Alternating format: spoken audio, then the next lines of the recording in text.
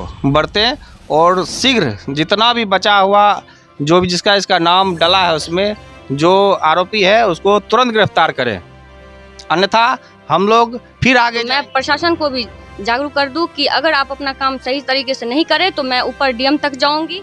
राहुल नेतागिरी पप्पू जी के साथ में रहते हैं और पप्पू जी के पार्टी का प्रखंड अध्यक्ष है, उसी के बल पर जो है ऐसा करता है। नमस्कार, आप देख रहे हैं पब्लिक टाइम्स बिहार और मैं हूं आपके साथ शाहिद। और आज 7वें दिन विशाल जो गुमशुदा था और उनकी हत्या कर दी गई। 7वें दिन 14 तारीख से, मैं फिर से बता दूं कि 14 तारीख के बाद आज 7वें दिन उनकी मृत्यु हुई। और मृत्यु होने के बाद जब 8 या 9 लोगों पर एफआईआर दर्ज हुआ तो पुलिस प्रशासन का क्या रवैया वो हम सुनाएंगे। मगर सबसे बड़ी बात है और सबसे चौंकाने वाली बात है कि अभी तक कौन कौन अधिकारी या कौन कौन प्रतिनिधि इनके घर पर इनके परिजनों से मिलने आए, ये बहुत बड़ा सवाल उठता है। मगर कुमारखंड प्रशासन को एक बार फिर से दी चुनौती।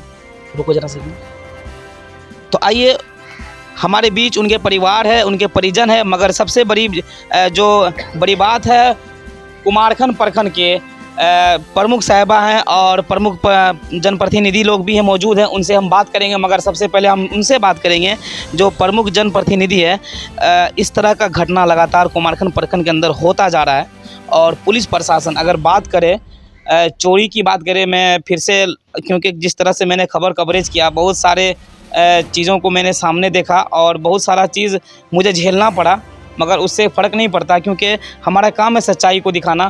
क्योंकि सवाल उठता है कि चोरी से लेकर के हर एक चीज़, मर्डर, 3 महीने में लगभग 12 से 14 मर्डर हो चुके कुमारखंड के अंदर। और कभी भी कुमारखंड पुलिस या मधेपुरा प्रशासन अच्छे लोगों को ही गिरफ्तार करती है और जो मतलब दोषी होते हैं उनको छोड़ दिया जाता है। पुलिस की मिली भगत से इस तरह का हो रहा है कुमारखंड के अंदर, या किसी बड़े लोगों का हाथ है?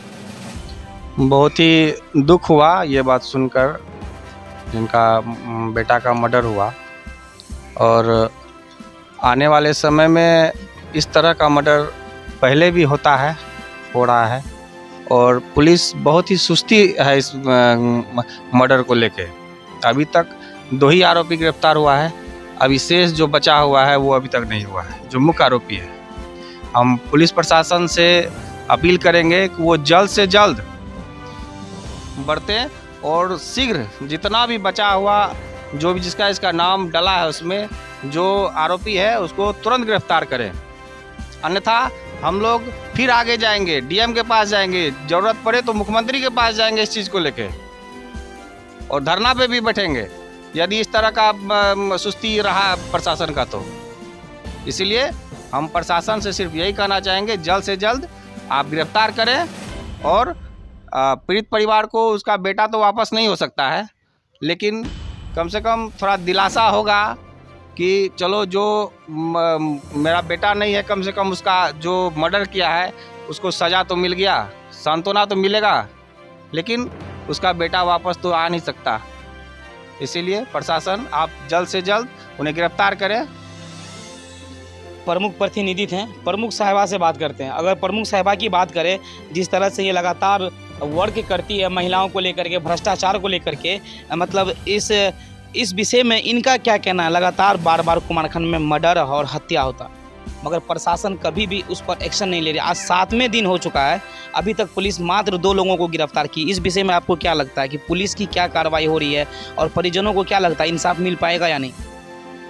परिजनों को बिल्कुल इंसाफ मिलेगा अगर प्रशासन का इसमें प्रशासन अगर अपना काम सही से नहीं कर रहे हैं तो मैं प्रशासन को भी जागरूक कर दूं कि अगर आप अपना काम सही तरीके से नहीं करें तो मैं ऊपर डीएम तक जाऊंगी और जितना हो सके मैं इस परिवार के लिए करूंगी और इन्हें न्याय दिलाऊंगी। इसलिए आप लोग भी जागरूक हो जाए और अपना काम करें। अगर आप नहीं करेंगे तो मुझे सख्त होना पड़ेगा, अगर मैं सख्त हो गई तो फिर आप प्रशासनिक व्यवस्था को मैं हिला दूंगी।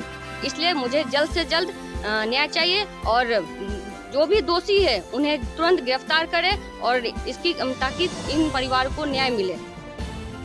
प्रमुख साहिबा थी, उनके दादाजी हैं जो वही विशाल कुमार जो पता हो गए थे और 18 तारीख को उनका शव बरामद हुआ। तो उनके दादाजी हैं, उनके दादाजी से आज कुछ खास बातचीत करेंगे। बहुत सारे सवाल उठे हैं, बहुत सारे कमेंट्स आए थे हमारे पास और उस मुद्दे पर भी हम बात करेंगे। मगर सबसे पहले सवाल ये करेंगे दादाजी से उनके कि जिस दिन 14 तारीख को विशाल घर से गायब हुआ, मतलब किसी पर कोई आशंका या कुछ ऐसा था कि लग रहा था कि आपका जो पोता था घर से निकल जाएगा या घर से बाहर हो जाएगा? ना, ऐसा कोई बात नहीं है। तो कभी ऐसा सोच भी नहीं रहे थे कि मेरा पोता निकल जाएगा। उस रात जो है हमारे साथ में खाया पिया गया सोने के लिए। 10 के लगभग 11 बजे रात में हम उठे तो उसको देखे किसी मोबाइल पर बात करते हुए। उसको हम डांटे तो बंद कर दिया और सोने के बाद तो जो हम कुछ जानते नहीं हैं, लेकिन सुबह मालूम हुआ कि फ़ोन करके उसको मंगा करके ले गया। और न्याय जो है कि गुहार लगाते हैं, हमको अभी तक ऐसा नहीं हो रहा है कि न्याय मिलेगा। अच्छा, विशाल रहता कहाँ था? मतलब घर पर आया था जिस विशाल घर पर जो है पड़ता था जी। घर के कितने दिन पहले आया? दिवाली से पहले कितने दिन पहले आया? दिवाली में आया था, दशहरा में आया था। तो जो है दशहरा में आया तो कहा कि टेस्ट परीक्षा है मुरलीगंज में। तो टेस्ट परीक्षा है तो हम उनको कहे टेस्ट परीक्षा दे करके जाना। वो रह गया, टेस्ट परीक्षा 2-3 रोज दिया और उसके बाद जो है आया घर 12-1 बजे आया। घर आने के बाद जो है वो 4 बजे चौक पर निकला। चौक पर निकला, किससे बात क्या नहीं किया, लेकिन सूर्य अस्त से पहले घर चला गया।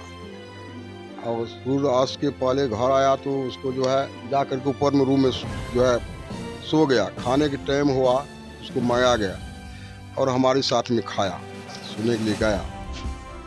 अच्छा, जब गायब हुआ तो मतलब किसी पर शक हो रहा था कि मतलब कौन, अब तो जो हो गया वो तो हो गया, वो सारा दुनिया और सारा लोग जान रहे हैं, मगर उस समय आपको शक नहीं था किसी पर? जब अच्छा आवेदन जो दिए हैं थाना में, जो FIR किए हैं, कितने लोगों पर FIR किए? 9 आदमी पर FIR किए हैं। जो मेन मुद्दाले, जो मेन आदमी है, जो आपके पोता का जो मेन आरोपी है, वो कौन है? वो राहुल है। राहुल ने गैंग बना करके हमारे पोता को फ़ोन करवा करके ले जाके जो है मार दिया। राहुल नेता भी पप्पू जी के साथ में रहते हैं और पप्पू जी के पार्टी का प्रखंड अध्यक्ष है। उसी के बल पर जो है ऐसा करता है।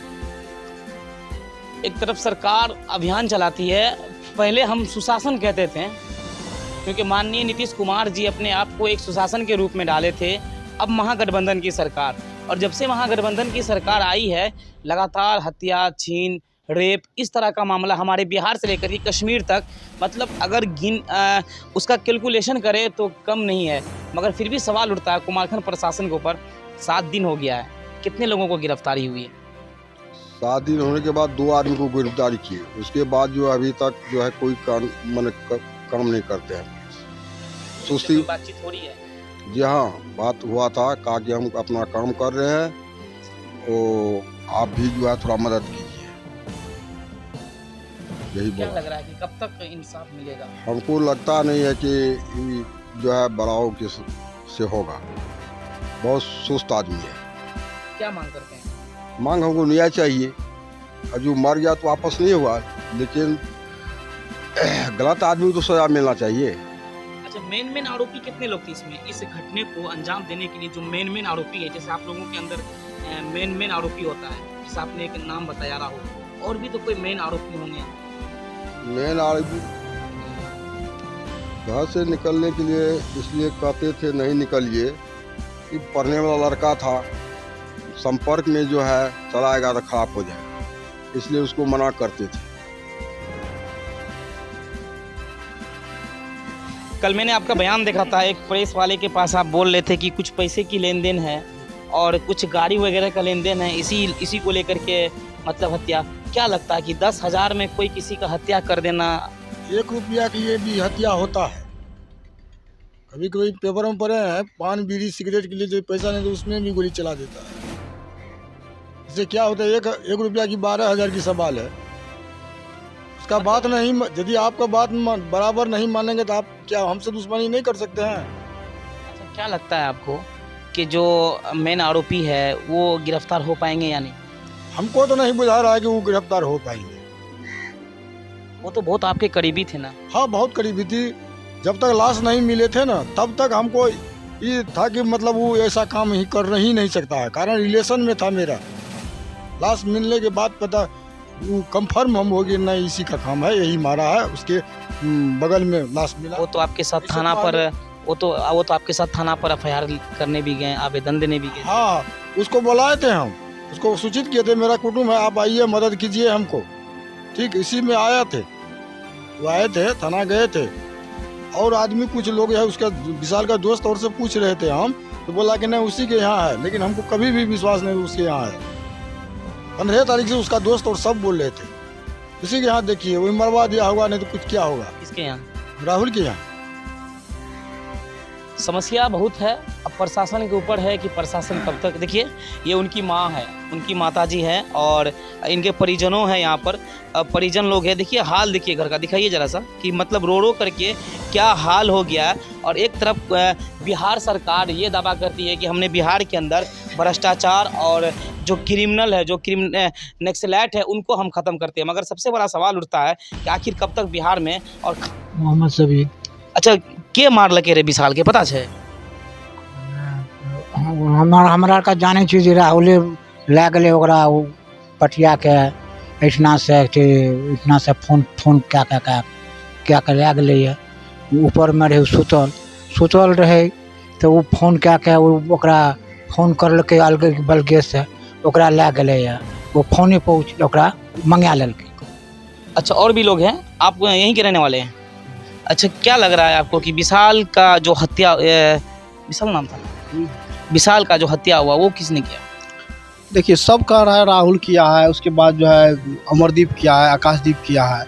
हमको इतना ही मतलब है, हमको इंसाफ चाहिए, चाहे जो भी क्यों किए, जो भी किया हत्या, मतलब हत्यारे को इंसाफ चाहिए। हाँ, हमको इंसाफ चाहिए। हम किए तो हमको पकड़िए, और कोई किया उसको पकड़िए, हमको इंसाफ चाहिए। दूध का दूध, पानी का पानी चाहिए हमको, और कुछ मतलब नहीं। बहुत सारा सवाल है, बहुत मुद्दा है, बहुत बड़ी बातें हैं, मगर जो गुप्त ये बात है